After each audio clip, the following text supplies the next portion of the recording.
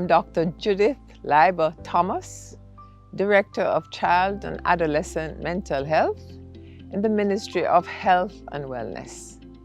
And today I'd like to speak to you about taking care of your child's mental health in this time of the COVID-19 pandemic. We all know that this is a very stressful time, it's a very unpredictable time.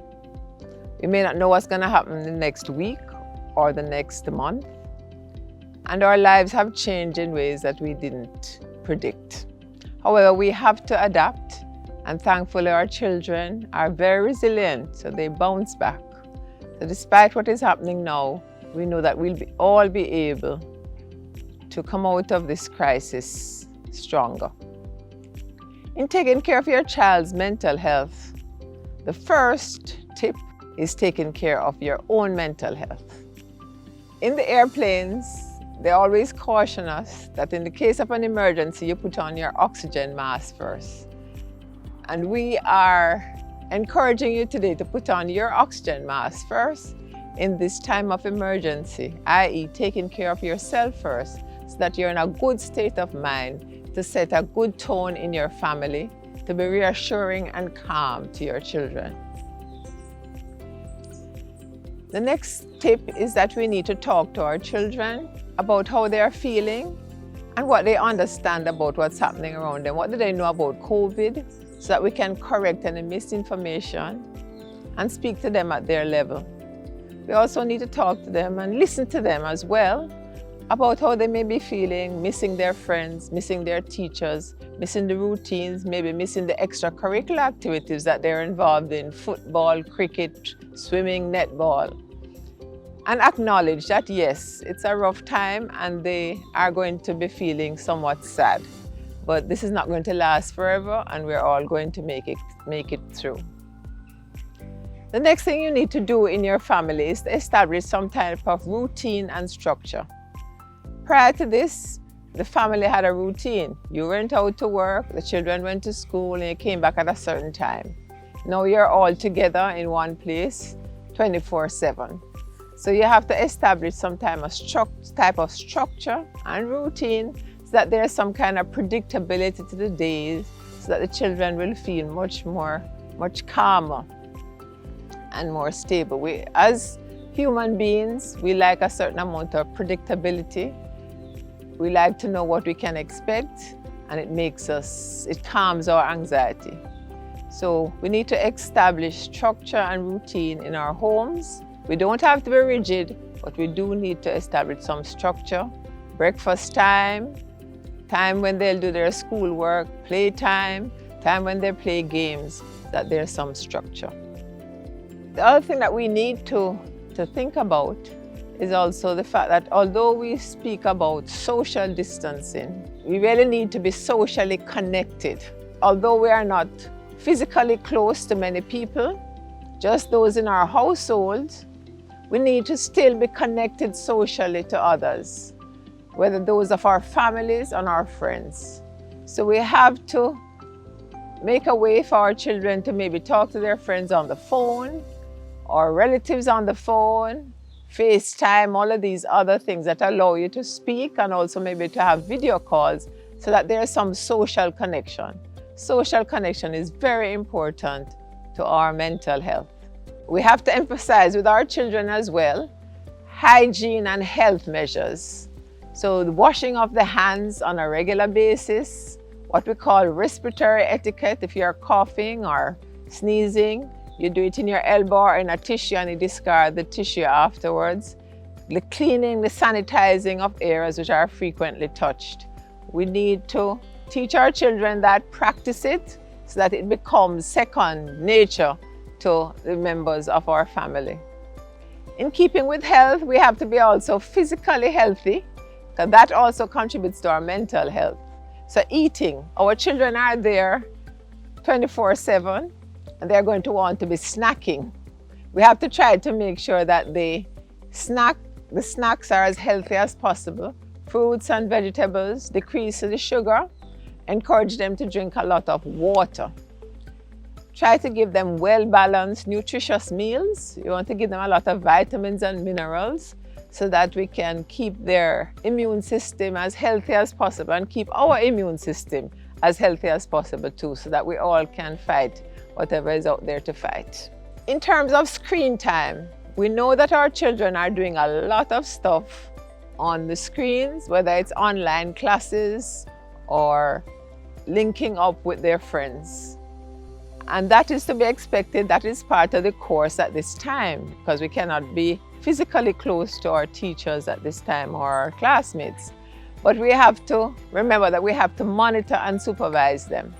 We don't want to open them to the dangers of cyber bullies or predators online who may now take this opportunity to manipulate them and try to get them into any kind of dangerous or compromised position because of their online presence. So we need to caution them and monitor them about the danger of how to stay online and how to be safe online. Talk to them about cyber safety. Also need to encourage time away from the screen.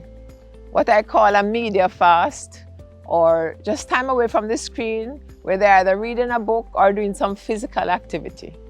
I would encourage 30 minutes of physical activity on a daily basis, whether it is exercising to a video workout, dancing to some music, or just doing some exercises, in one corner of the room. But at least 30 minutes a day, that's very important for everybody in the household. I also would encourage going outside to get some fresh air and sunlight, as I'm doing now, for at least 30 minutes a day. We know sunlight encourages the production of vitamin D, and that's certainly one of the vitamins that has found to be very useful in terms of boosting our immune reaction at this time. Another recommendation that I would say is that, yes, we want to do our online classes, but remember, most of us are not trained teachers. So we won't get it right, and we shouldn't stress ourselves or stress our children unnecessarily about the online classes. It's been very difficult for them to transition from classroom teaching to really this online tutoring, because most of them would have connected doing stuff on the computer, usually with recreation and not with work. So for them to be doing most of their work online, it's a transition for them, and we have to be patient with them and with ourselves. So don't stress yourself too much about getting all the online teaching completed and all the assignments on time. You have to be patient with yourself and also with your children. Another thing that I would recommend is what I call creative work. Any type of creative work at this time is very good, encouraging self-expression. So if your child likes to draw, if they like to sing, they like to listen to music, if they want to make videos of maybe themselves, safe videos, any type of self-expression, or even making up little songs or poems is very good at this time, in a way of letting out some of the feelings that we're all having, the feelings of anxiety, maybe the depressed feelings, the feelings of uncertainty that we're having now. A way of expressing it, and it helps us to deal with it and to move on. Spirituality is also very important. It's a time for us to encourage whatever your beliefs are, to encourage spiritual exercises, or if it's praying, singing songs, meditation, mindfulness in our children, a quiet time. All of us need quiet time at this time, and sometimes time alone. Particularly the adolescents, they may need their time alone as well. And even you as an adult, you're going to need some quiet time for yourself to just rejuvenate your spirit. So a time for spiritual exercises, spiritual development, again, very, very important. Let me also encourage you, if you need any kind of help, there's so much resources online.